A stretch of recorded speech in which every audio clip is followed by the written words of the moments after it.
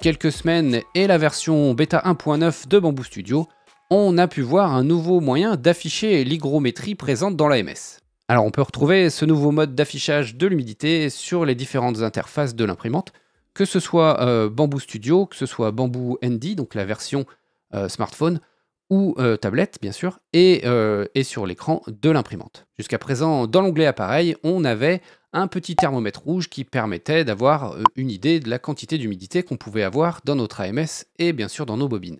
Depuis cette version bêta 1.9, on a maintenant une petite goutte avec un chiffre à l'intérieur qui permet de graduer le taux d'humidité dans votre AMS. On peut donc voir une échelle de 1 à 5 avec 1 du filament sec et 5 du filament humide.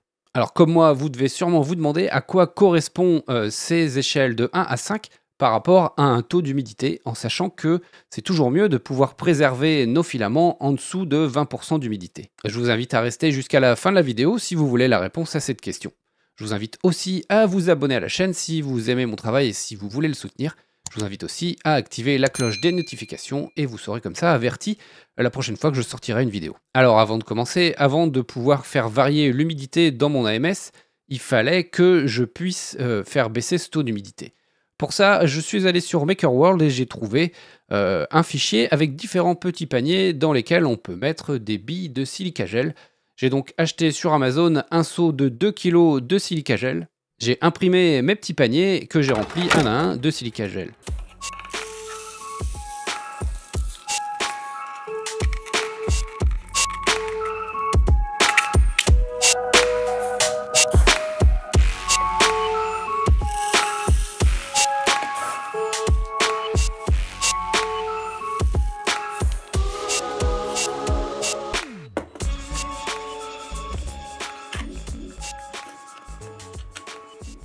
Un de ces paniers a un emplacement pour pouvoir y mettre donc un capteur d'humidité qui va me permettre donc de pouvoir comparer cet indicateur sur l'AMS avec le taux d'humidité mesuré.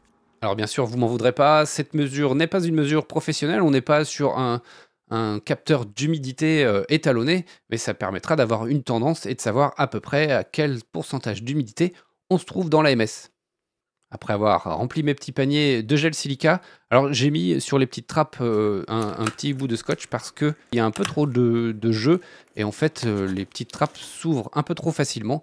J'avais pas envie de me retrouver avec du gel silica partout dans mon AMS avec le risque de pouvoir coincer des éléments mobiles, notamment les petits moteurs qui entraînent le filament jusqu'à l'imprimante. Alors j'ai commencé ce test avec un taux d'humidité à 5. Quand on habite dans une région tempérée où il pleut un peu trop souvent, et bien sûr, on se retrouve avec un taux d'humidité important. Et pour ce 5, j'avais 58% d'humidité qui était sur l'afficheur. Une heure après, il était passé à 4 et pourtant, j'avais perdu que 2% d'humidité. J'étais rendu à 56% d'humidité, donc au bout d'une heure, 2% de perdu et je suis descendu donc d'un échelon de 5 à 4 sur l'AMS.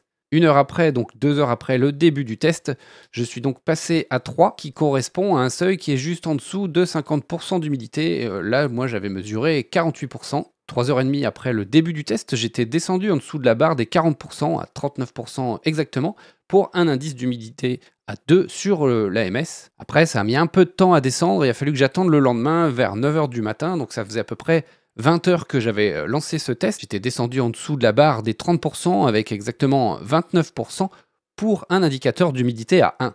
Quelques heures plus tard, il est remonté à 2 alors que j'étais à 28%, donc soit en dessous des 29% du 1. Donc on peut estimer que la bascule se fait autour de 28-29% et ça a mis du temps avant de continuer à descendre.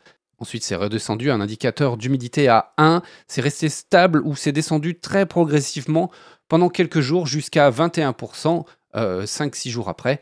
Et c'est resté comme ça pendant un petit moment jusqu'à atteindre la saturation des gels silica. Et aujourd'hui, c'est remonté à un taux d'humidité de 38% avec un indicateur à 3. Ça voudrait dire qu'il faudrait que je change mon gel silica ou alors que je le déshumidifie pour pouvoir le remettre à nouveau dans l'AMS. Ce qu'on peut conclure sur cette modification, c'est que cet indicateur est un peu plus précis que celui qu'on avait avant.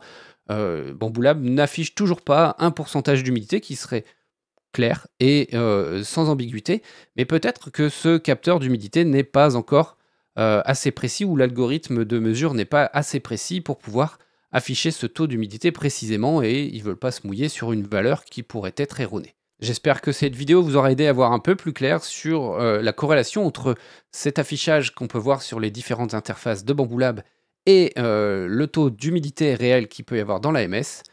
N'oubliez pas que le bouton s'abonner est toujours en dessous et gratuit et que ça aide à faire progresser la chaîne. On se retrouve bientôt pour une prochaine vidéo. D'ici là, prenez soin de vous, portez-vous bien et n'oubliez pas, c'est en faisant qu'on apprend.